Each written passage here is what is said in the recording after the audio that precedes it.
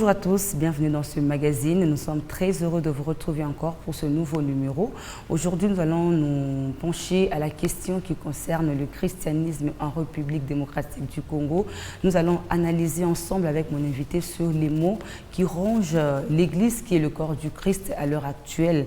Pour en parler, nous avons invité sur ces plateaux le pasteur Yoshua Kachala, à qui j'ai dit bonjour et bienvenue. Merci ma sœur. C'est moi qui vous dis encore merci. Vous allez bien, pasteur? Oui, le Seigneur nous fait grâce. Très bien. Vous êtes serviteur de Dieu, pasteur de l'église Cité Bethel, ici à Kolwezi. Oui.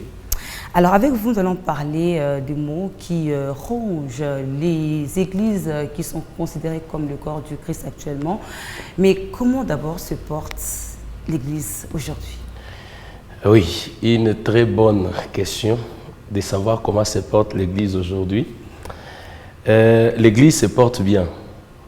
Je vais dire, l'église se porte bien selon la parole de Dieu. Parce que tout ce qu'on peut dire de l'église aujourd'hui, c'est l'accomplissement de la prophétie du plus grand prophète. Le plus grand de tous les prophètes, il s'appelle Yehoshua HaMashiach, Jésus-Christ.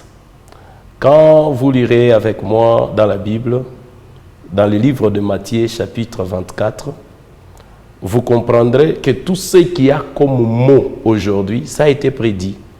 Donc, ce n'est pas quelque chose d'hasard qui arrive aujourd'hui, tout ce qu'on voit partout. Et d'ailleurs, quand on parle des églises, bon, c'est un terme. Mais il y a une église. Comme la fois passée, je vous ai dit, il y a une église qui est le corps du Christ. Il y a une église, mais avec des assemblées. Alors, ces assemblées-là, oui, tout ce que nous sommes en train de voir dans ces assemblées, c'est l'accomplissement de la parole. C'est l'accomplissement de la parole. Quand vous lirez dans ça, dans les livres que je viens de donner, vous trouverez que le Seigneur lui-même est en train de prédire ce qui devait arriver et ça arrive. Et ce qui arrive aujourd'hui, ça demande vraiment une grande préparation pour tous ceux qui sont avertis, parce que c'est bientôt là, le monde est en perte de vitesse. Et l'Église, comme il est dans le monde, nous ne devons pas suivre la vie du monde. Alors nous devons suivre ce que notre Maître à nous a dit. Et nous voyons que les signes qu'il a donnés, tous sont presque finis. Et nous sommes peut-être, on peut donner un langage de dire que nous sommes pendant la prolongation. Et quels sont ces signes? Entre autres, on nous a dit, dans ces passages que je vous ai donnés, on dit tellement que la souffrance sera grande, l'amour, on dit la charité de plus grand nombre se refroidira. Et à cause de cette charité qui s'est refroidie, c'est tout ce que vous voyez aujourd'hui parmi les autres, entre nous. Il y a ceux qui s'empoisonnent, il y a ceux qui s'entretuent, il y en a ceux-là qui parlent en mal les uns les autres. Mais vous trouverez dans ce passage où on dit les uns se trahiront. Bon, qui va trahir s'il n'est pas de la maison?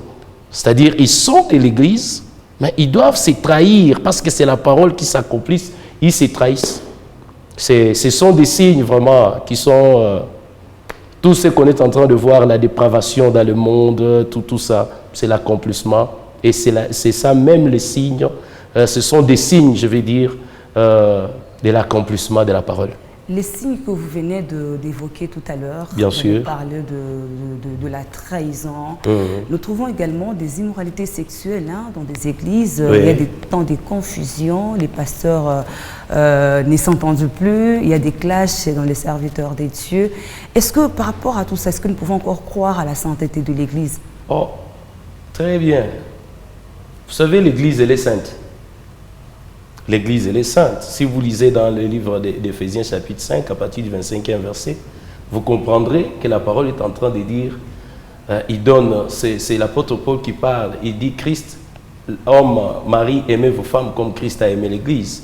Il s'est donné lui-même pour cette église, afin de la purifier. Après l'avoir purifiée par les eaux de baptême, il est en train de sanctifier cette église par la parole. C'est-à-dire quoi? Tout ce qu'on est en train de voir, je peux évoquer certains points aujourd'hui, là. C'est par rapport à l'appel.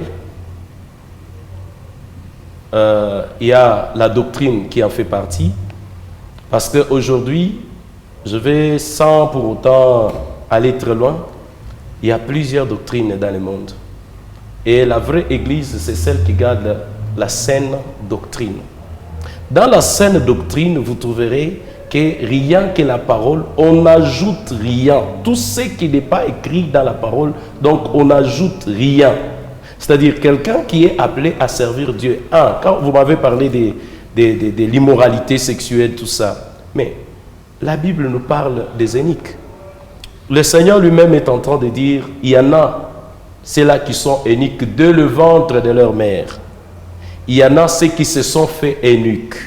Il y en a aussi ceux-là que les hommes ont fait eunuques. C'est-à-dire, dans les choses de Dieu ici, il y a ceux qui viennent, qui n'ont pas été appelés, ou soit choisis, parce que quand on parle de l'appel, il y a des appels authentiques. Nous avons l'appel au salut, c'est l'appel général pour tout le monde. Quiconque croit au Seigneur Jésus, il est appelé au salut. Mais quand on parle du ministère, c'est un appel aussi particulier.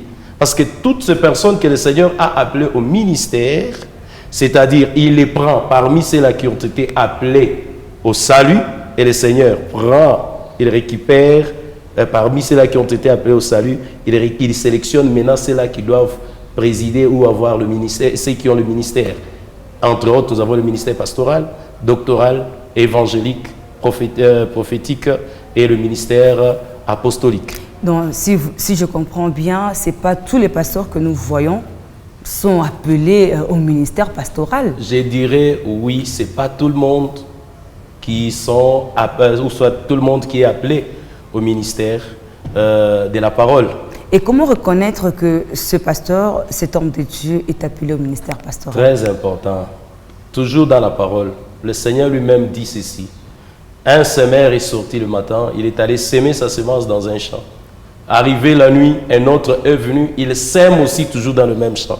Et dans le même champ, vous trouverez qu'il y a l'ivraie et le blé. Mais aujourd'hui, là, il sera difficile parce que si je te dis, allez-y voir ceci ou cela, vous trouverez aussi les vrais parmi les faux parmi les vrais. Mais le temps arrive, j'ai dit, le monde est à son déclin. Nous arrivons presque, nous sommes à la fin. C'est ici, à la fin, où nous reconnaîtrons le vrai et le faux. Parce que dans le livre de Matthieu 25, le Seigneur lui-même est en train de dire, il dira aux autres qui seront à sa gauche, je ne vous ai jamais connu, serviteurs de l'iniquité. Qui sont-ils? Ce sont ces gens qui sont venus dans le ministère avec les ambitions. Vous savez, aujourd'hui, les gens, quand ils viennent pour servir le Seigneur, il y a des ambitions. Il y a ceux-là qui ont été poussés parce qu'ils ont vu un pasteur habillé en veste, avec une jeep, avec beaucoup, tout ça. Ils envient parce qu'ils ont voulu être. Il y a beaucoup de voix. Il y a beaucoup de voix. Ce n'est pas seulement la parole, ou soit prêcher la parole qui peut dire, qui peut définir quelqu'un qu'il est appelé de Dieu.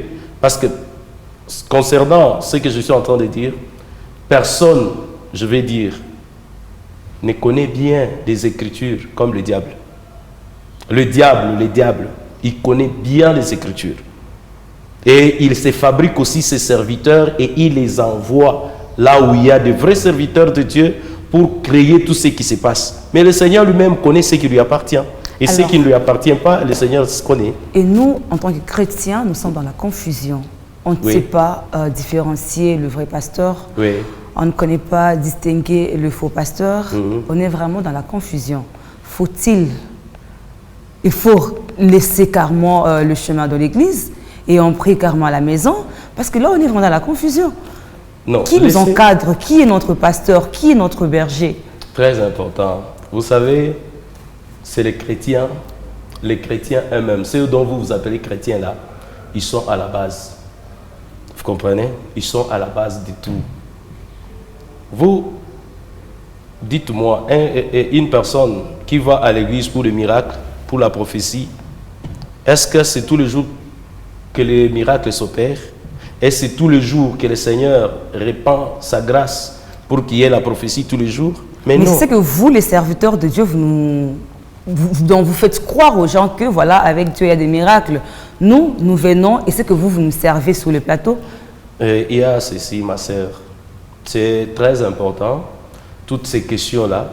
Je sais bien, aller à l'église, c'est très bien. Mais ce n'est pas aller à l'église que quelqu'un doit être sauvé. Pourquoi? Parce que il y en a ceux-là qui partent à l'église, c'est pour se détruire plus. Parce que quand quelqu'un va à l'église, c'est pour qu'il change. Et nous, pasteurs, quand nous avons une grande responsabilité. C'est pourquoi d'abord le jugement ne commencera pas sur le fidèle. Le jugement va commencer sur le pasteur. C'est pourquoi quand il s'agit d'enseigner, il faut enseigner la parole selon toute la vérité. Vous comprenez? Selon toute la vérité, c'est pour dire à quelqu'un, quand tu crois au Seigneur Jésus-Christ, sache bien qu'il y a des souffrances qui t'attendent. Tu dois souffrir. Il y a des problèmes qui doivent t'arriver. Malgré toutes ces choses, tu seras sauvé. Malgré toutes les souffrances qui vont t'arriver, mais le Seigneur finira toujours par te justifier. Mais lorsque on prêche seulement une bonne nouvelle, on amène la nouvelle, l'évangile pour dire aux gens que lorsque vous croyez au Seigneur Jésus-Christ, vous n'aurez pas de souffrance. Mais ça, c'est un faux évangile. Qui a dit ça? Parce que lui-même, quand il est venu sur la terre, il a souffert. Il a dit, c'est lui qui veut me suivre, qui se charge de sa croix et me suivre. C'est pour dire quoi? Il y a certaines choses que vous devez endurer dans votre foi chrétienne. Et lorsque vous endurez ces choses, ce sont les épreuves de votre foi. Vous comprenez? Quand vous passez à l'épreuve de votre foi, c'est-à-dire le Seigneur est en train de vous préparer.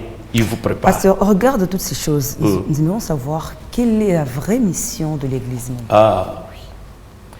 La vraie mission de l'Église, nous allons partir dans les livres d'Esther chapitre 3. Vous verrez que le Seigneur lui-même commençait à donner les types et les modèles que l'Église devait avoir. Le roi Assuris, après avoir reçu les coups de Vachi, il a reçu les conseils qui lui ont dit le roi doit se remarier. Alors le roi dit, il signe un décret qu'on appelle l'édit. Il signe cet édit-là pour qu'on amène toutes les jeunes filles de toutes les provinces. On les amène où? À la capitale qu'on appelle Cise. Et parmi toutes, il n'y en a qu'une seule qui devait devenir reine. Regardez un peu ça. C'était quoi? Toutes ces jeunes filles étaient sous la garde ou la surveillance de ces hommes qu'on appelle les eunuques. Un eunuque, c'est quelqu'un qui est castré, c'est quelqu'un qui est privé des plaisirs sexuels. On amène toutes ces jeunes filles-là à la préparation, c'est-à-dire la mission que l'Église a. Bon, je peux dire la mission, cette question-là devait être bien posée, parce que la mission qu'a un homme de Dieu, la mission du ministère, c'est quand on parle de la mission de l'Église, donc c'est un peu avec un peu d'ambiguïté. Mais la mission qu'a tout homme de Dieu, c'est préparer l'Église. Préparer toutes les vierges là à la rencontre de leur époux qui est le Seigneur Jésus-Christ. Donc on doit les préparer avec la parole saine. Vous comprenez? La saine parole, c'est-à-dire la parole pure, sans mélange. Alors lorsque on a cette parole pure sans mélange, elle crée la foi, l'espérance qui doit amener les gens à rencontrer, qui doit amener ces âmes-là au salut. Parce que quand on a appelé toutes ces jeunes filles à être assises, elles étaient sous la surveillance d'Hégai, et Hégai devait apprendre à toutes ces jeunes filles comment se conduire dans ce palais royal, parce que l'une d'entre elles devait être choisie comme reine. Alors, comme ces filles étaient préparées, on leur montrait comment se conduire dans le palais royal. Oui. Nous, en tant que chrétiens, nous préparons également pour aller à la rencontre de notre époux. Oui. Quelles sont les valeurs que nous devrions avoir en tant que chrétiens, les vraies valeurs que nous devons avoir en tant que chrétiens? Les vraies valeurs, il y en a deux. Il y a la sainteté et l'amour. Quand on parle de la sainteté, on voit la crainte de Dieu. Tout chrétien ou toute chrétienne doit vivre la vie de la sainteté et la crainte de Dieu et l'amour du prochain. On a posé la question à Yeshua lui-même. On lui a posé la question, parmi les 10 commandements, quel est le plus grand commandement? Il dit, parmi les 10 commandements, il il y a un seul commandement, c'est l'amour. L'amour, vous regarderez aujourd'hui, et le passage que je vais vous donner de Matthieu 24, on dit, lorsque ces choses, lorsque l'iniquité, telle que l'iniquité sera accrue, c'est-à-dire le mal avec exagération sera vraiment très grand dans le monde, l'amour de plusieurs va diminuer. C'est-à-dire la vraie valeur qu'un enfant de Dieu véritable doit avoir, c'est la sainteté. Dans la sainteté, on voit la crainte de Dieu. Parce que ce n'est pas par rapport aux hommes. Vous voyez, aujourd'hui, le plus grand problème, les gens veulent l'apparence.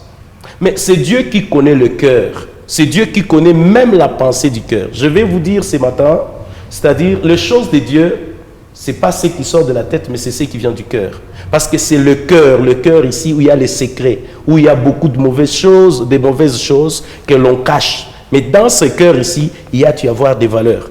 C'est dans ce cœur où il y a la crainte de Dieu. C'est dans ce cœur où il y a la sainteté, la sanctification. Dans ce cœur, on doit porter l'amour. Et le Seigneur a remarqué un jour, il dit, ces gens m'honorent seulement de leurs lèvres, mais leurs cœurs sont éloignés de moi. Pourquoi il parle du cœur? Parce que le cœur ici, il y a les secrets. Il y a certaines choses que personne ne connaîtra si ce n'est moi-même. Mais il y a aussi quelqu'un qui connaît bien, c'est Dieu. Parce que Dieu lit les pensées de nos cœurs.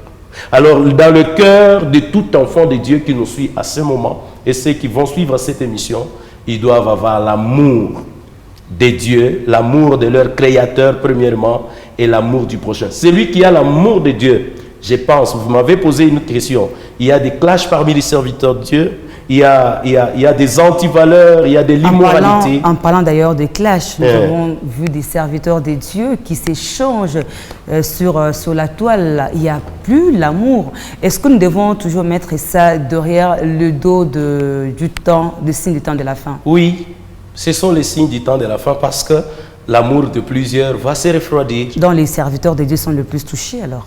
Ils sont le plus touchés parce qu'ils n'ont pas compris la mission. Parce que quand quelqu'un comprend sa mission, il m'est difficile de venir passer du haut ou soit être sur le plateau, parler du mal de quelqu'un. Non, l'apôtre Paul nous donne l'exemple. S'il y a des différences parmi vous, mais il y a un modèle. C'est-à-dire, suivez la personne, parlez entre vous, vous êtes frères. Nous n'avons qu'un seul maître qui est le Seigneur Jésus-Christ. Si entre nous d'abord, on ne s'entend pas, l'autre se met à côté, il parle à mal des autres. Bon, c'est-à-dire, nous avons des maîtres différents. Mais si nous servons le royaume, nous servons un seul maître. Et le seul maître là, il s'appelle amour. Écoutez, la parole dit Dieu est amour. C'est par amour. Si vous voyez que votre frère, il a fait du mal, approchez-les avec amour. Écoutez, la parole dit, c'est avec amour que tu peux approcher quelqu'un et tu lui parles avec amour. Vous savez, il y a quelqu'un, si tu veux les reprocher, avec amour, il va recevoir.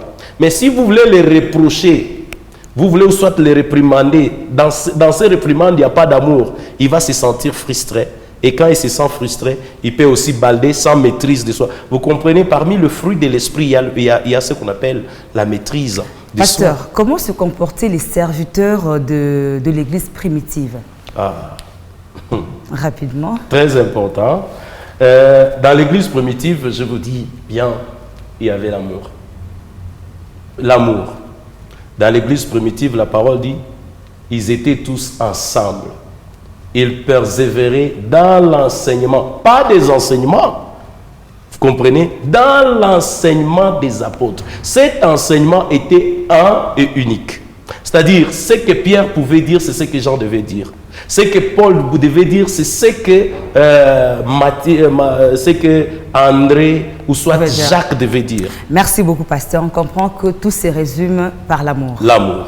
Mesdames et messieurs, c'est donc par là qu'on va mettre un point final à ce numéro. Merci de votre attention soutenue. Au revoir. Merci. Merci, pasteur.